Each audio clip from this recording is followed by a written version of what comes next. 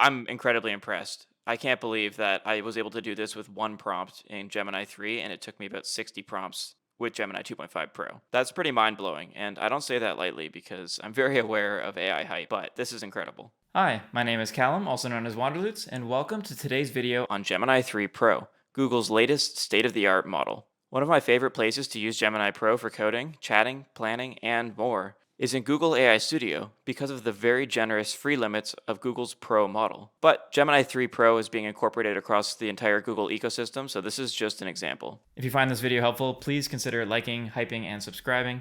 Your support enables me to continue making these videos, so I appreciate it very much. Let's dive in. So you can see by default now in the homepage of Google AI Studio, Gemini 3 is now the default model, and it says it's the most intelligent model to date. It has state-of-the-art reasoning and multimodal understanding and powerful agentic and vibe coding capabilities. So I think it's super cool that Google is leaning really hard into vibe coding to try and make coding accessible for more people. And honestly, with my testing so far, this has very much been the case. So this is just in the chat section here. I'm going to go over to the left-hand side and click on Build. And you can see that by default now, the model selected is Gemini 3 Pro Preview. So this is preview, it is experimental, but honestly, I've been really impressed with how it works so far.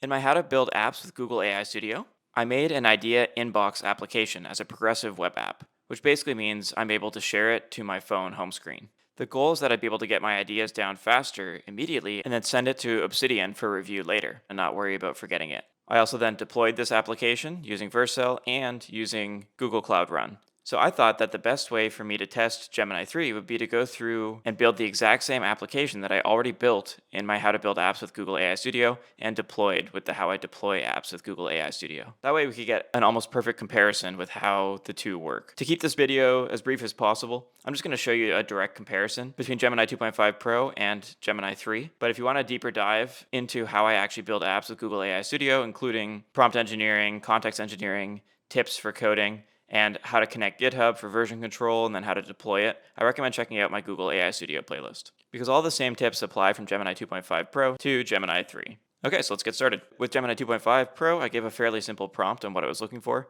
So today I'm going to use a very similar, simplistic prompt. I'm just adding a little bit more information based on my experience that I want to touch on the design practices and specifically how this app can best work in Obsidian. Let's click Build. Okay, here we go. So it actually took a little longer to start planning it out. It ran for about 30 seconds before it started coding, but now the actual coding execution is happening, I would say, significantly faster than with Gemini 2.5 Pro. You can see here how many files it's running through and creating. It's automatically organized the files into subfolders, into something like components, which brings in modular app building. And if you watch my last video, I talk about how modular app building is something that you want to intentionally design with your prompts with context engineering.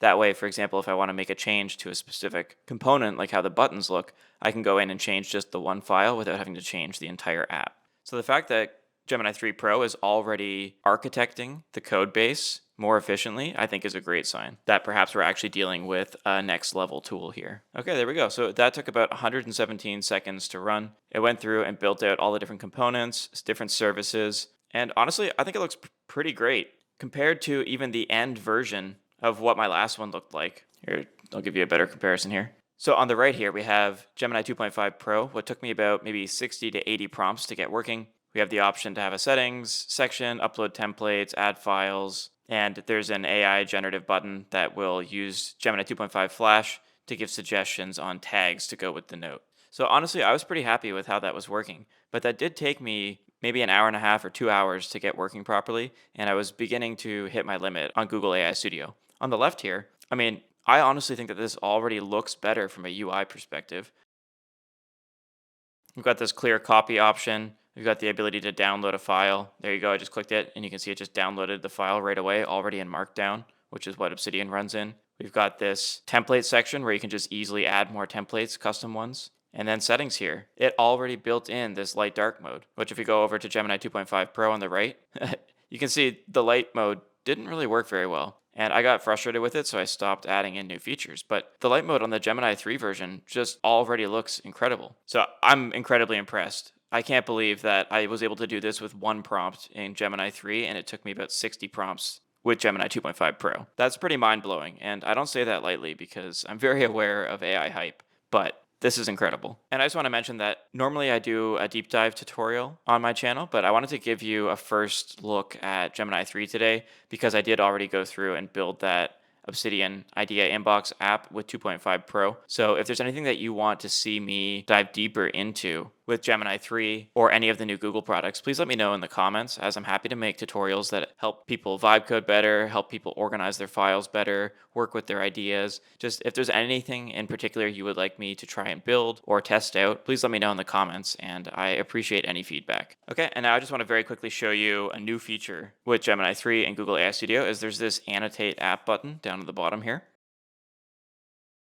What's cool is if I click Annotate App, basically what this does is it lets you visually iterate on your app. So you can draw and write directly on your app preview and instantly communicate your vision to Gemini. So why don't we give it a go? Once we click on that, at the bottom here, we have the option to control, do we want to add a comment, add an arrow, add a rectangle, add text, or just start sketching. So I'm going to click the Add Comment button here, and I'm going to say, can we add some more white space between the title and the top of the app? Can we make the Enhance button bigger? And can we add words beneath the icons here? Click Add to Chat. And what that does is it takes a screenshot with those comments applied. Auto gives me the prompt, and I can just click Enter. Okay, and here's something to note too. While it's made that new feature, it did run into a TypeScript error, which is basically just a way for it to make sure that all of the syntax is lining up so we don't run into errors in the build process. I just wanted to quickly point out that you're able to click into the thinking process, which you were able to do before with Gemini 2.5 Pro, but I feel like the way that it's blocked into the very specific elements is much clearer and sounds more natural than the way that Gemini 2.5 Pro is thinking.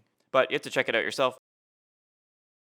So if we take a look over on the side here, we can see that the title now has some more white space above it. The Enhance button was made bigger, and the Copy and File buttons now have the text beneath it. So that just shows you how you're able to use the Annotate app to very easily do design directly within the application that Gemini 3 built for you already. So rather than trying to say, oh, take a look at the top left, can you please add this, or in this button that's located here on the page, or taking screenshots and manually annotating it yourself, I think it's great that they built in this UI builder component right on the side. But okay, so now that you've seen how it compares to the original Idea Inbox, which I don't know about you, but I personally think that the UI looks significantly better. I'm going to go through and I'm going to add a few more features just to see how Gemini 3 Pro is able to handle adding complexity to the app. Because I found with Gemini 2.5 Pro, if I was adding complex features, usually I broke some other element and then I'd have to go debug and go through the debugging process. Let's see how Gemini 3 Pro can handle this.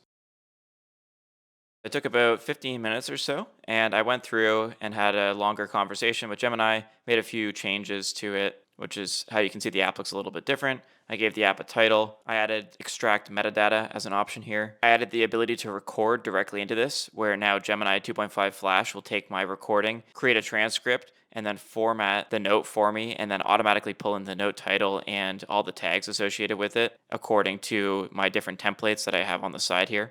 I also added a docs section that explains exactly how all of the different features work. So this is great for being able to basically create almost a landing page with full explanation to others on how this all works. And one thing in particular I wanted to point out is that I got Gemini 3 to explain how the privacy of using generative AI features within the app works. So what's cool is because you're using the Gemini API, it's not used to train Google's consumer models. The data is encrypted in transit, and then the audio files are processed in memory and then discarded immediately. So of course you need to check the terms of service of using Google, but I think that's pretty powerful. I also added the option now in settings here where, for example, I can type in the vault name of my Obsidian vault, click on the icon here, and then click Open Obsidian, and it takes me directly to my Obsidian vault. So basically what that means is I've now been able to prove that I have a connection between this web app, this progressive web app. So for example, I can go here, click Extract Metadata, and now I'm going to have Gemini 2.5 Flash, I believe, go through and analyze the contents of the note. It automatically gives it a title, pulls in topics in the specific Obsidian format, and it automatically brings in tags.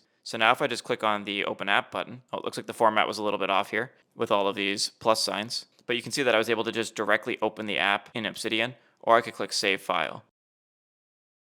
Now, if I were actually making this into a full depth tutorial, I'd show you how I would take this output here, which has a little bit of a glitch compared to what we had before. And I would show you how we can debug this here. But I talk about that a lot more in how to build apps with Google AI Studio, and including how to debug and how to add more features and consider the strategy, and also then how to deploy it so that you have it available on Google Cloud Run, or if you want to do it directly through something like Vercel, how you can go through and connect to GitHub so that you're able to push and use version control in GitHub. So there's a lot that you can do here. As a direct comparison to Gemini 2.5 Pro, getting the note to open directly in Obsidian was a huge problem and took me a long time to fix it. And Gemini was able to do it in one prompt. So that's pretty powerful. So I hope that shows you how, at first glance, Gemini 3 really does look to be like a more powerful coding tool. The UI was better, the features were better, it gave better suggestions, it was able to execute building complex elements like opening app in Obsidian. The UI of the docs looked really good. The settings worked on the first go with everything. So altogether, it took me maybe 6 to 10 prompts to get all of the features working in here. And it took me about 60 to 100. I honestly don't know because I was just going back and forth so many times. I lost track to do that with Gemini 2.5 Pro. So I'm personally very excited to dive deeper into Gemini 3 and see how this all works. The goal is not to get it right on the first try, but to iterate, to recalibrate, and keep building and testing until you have something that does exactly what you're looking for. Just a reminder to please let me know in the comments if you have any questions or if there are any features or integrations that you want me to focus on in future videos.